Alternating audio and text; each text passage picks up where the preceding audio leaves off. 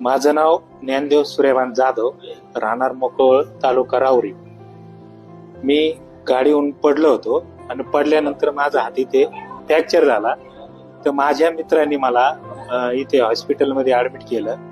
Admit केल्याच्या नंतर भालेराव सरांनी माझं ते बघितलं, हात तुटलेला होता असा. सरांनी ते बघितलं आणि त्यांनी सांगितलं इथे ऑपरेशन करावं लागेल. ऑपरेशन करावं लागेल म्हणलं. नंतर ऑपरेशन भालेराव सरांनी ऑपरेशन केल्याच्या नंतर माझ्या हाताच्या पूर्णपणे वेदना अशा म्हणजे अजिबात वेदना नाही आणि एकदम चांगला असा हात. आणि मी माझ्या हात स्वतःच्या हाताने जेवत सुद्धा आणि व्यायाम बी व्यवस्थित होतो. आणि भालेराव सरांचं ऑपरेशन केल्याबद्दल खूप खूप धन्यवाद.